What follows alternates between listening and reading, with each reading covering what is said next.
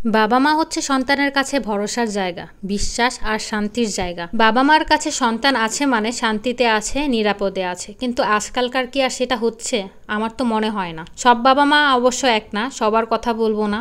এই দুনিয়াতে এখনো ভালো ভালো বাবা মা আছে, আবার খারাপ বাবা মাও আছে। দুনিয়াতে সবাই স্বার্থপর হবে সেটা মানা যায়, কিন্তু বাবা মা স্বার্থপর হবে সেটা আসলে আমি মানতে পারি না। এই কথাটা বলার কারণ হচ্ছে, কিছুদিন আগে আমাদের চট্টগ্রামের র্যাব কর্মকর্তা যিনি মারা গেছেন, তো ওনার নিউজটা আসলে আজকে প্রায় হয়ে গিয়েছে, 10-12 দিন হবে হয়তো হয়ে গিয়েছে। তো ওনার নিউজটা এত নিউজ ফিরে ছিল যে ওনারটাই সারাদিন দেখতাম। কাহিনীটা বোঝার চেষ্টা করছিলাম যে কাহিনীটা কোথায়, মা বা বউ কে আসলে দোষী, এটা আমার নিজে বিশ্বাস করতে পারছিলাম না। বা কি হয়েছে, সমস্যাটা কি, এটা নিয়ে যে সবাই এত এত ভিডিও বানিয়েছে, প্রত্যেকটা ব্লগার দেখা গেছে এটা নিয়ে কথা বলেছে হয়তো, কিন্তু আমি না মানতে পারছিলাম না বা মিলাতে পারছিলাম না। সর্বপ্রথম আমি বলি বউয়ের কথা।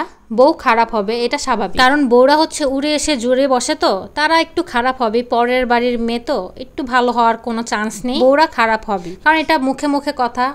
কখনো স্বামীকে তার স্ত্রী সুখ দিতে পারে না, এটা খারাপ হবে, এটা আমি একদম মেনে নিয়েছি, কারণ এটা মানা ছাড়া আমার কোনো উপায় নেই। বউ খারাপ, এটা আমি সবাইকেই বলবো। কিন্তু মা কি করে খারাপ হয়? আচ্ছা, মা কিছু করলো না, কিন্তু মা তো পারতো স্যাক্রিফাইসটা করতে। বউ না হলে স্যাক্রিফাইস করে না, কিন্তু মা তো পারতো যে ছেলেকে একটুখানি সুন্দরভাবে বুঝিয়ে, আচ্ছা বাবা তোরা থাক, আমি ঘুরে আসি, বা কিছু একটা অন্য ছেলেদের থেকে ঘুরে আসি। আসলে মা এটা করেনি। মা আর বউর ভিতরে কম্পিটিশন লেগে গেছে, যে প্রমাণ করতে ব্যস্ত ছেলে মাকে বেশি ভালোবাসে, বউ প্রমাণ করতে ব্যস্ত যে স্বামী তার বউকে বেশি ভালোবাসে। এটাই হচ্ছে প্রমাণ করার জন্য কিন্তু তারা উঠে পড়ে লাগছে, কারণ বউ কিন্তু স্যাক্রিফাইস করেনি। আরে বউটা যদি স্যাক্রিফাইস করতো তাহলে কিন্তু আজকে এটা হতো না। আমি ছেলের বউটা 100-এ বলতে গেলে আমিও নিজেও দোষ দিব। কিসের জন্য দিব?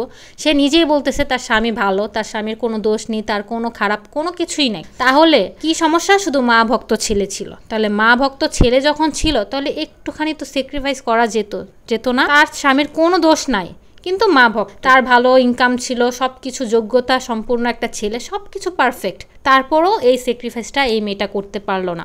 আবার মাও কিন্তু তার ছেলের যদি ভালো চেত, তাহলে কিন্তু না, বউকে নিয়ে সুখে থাকুক। যেই মা তার ছেলে বা সন্তানকে ভালোবাসে, সে মা চায় কি আমার সন্তান একটু শান্তিতে থাকুক, রিফ্রেশ থাকুক। তাহলে তাকে একটু কম প্রেশার দিই। বউর কথা বলে, এই সেই কথা বলে একটা প্রেশার করা, এটা কি উচিত? কোনো মায়ের কি উচিত?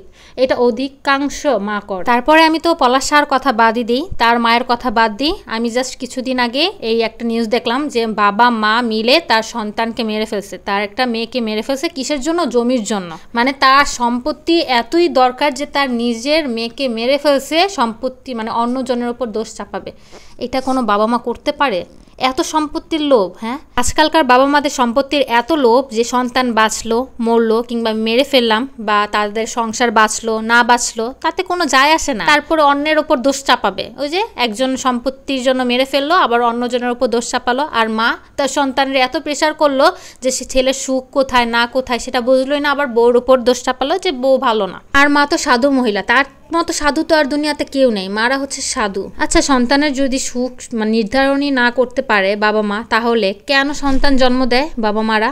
কেন এতগুলো সন্তান কেন জন্ম দেয়? টাকা ইনকাম খাওয়ার জন্য? এত সম্পত্তি আবার নিজেরা করে, কি বলে যে সন্তানের জন্য সম্পত্তি করছি। আমার কসুডা সম্পত্তি করে সন্তানের জন্য, এই কথা যেই বাপ মারা বলে এরা আসলে সবচেয়ে বড় মিথ্যাবাদী। সন্তানের জন্য কেউ সম্পত্তি করে না, নিজের জন্য সম্পত্তি করে। আর এতগুলো করে 3-4টা করে সন্তান জন্ম দিবে, আর এক একজনের এক এক ভাবে সম্পত্তি দিবে, আর এক একজনকে এক এক চোখে দেখে। কখনো সমান চোখে কোনো বাবা মা দেখে না। যদি প্রত্যেকটা সন্তানকে তার সমান চোখে দেখতো, তাহলে কখনোই কোনো সন্তান কখনো বাবা মাকে নিয়ে কোনো কথা উঠাতো না, কোনো কথা বলতো না। আর এর জন্যই আমি সবসময় বলি বাবা মারা হচ্ছে সবচেয়ে বড় স্বার্থপর, এর চেয়ে বড় স্বার্থপর দুনিয়াতে নেই।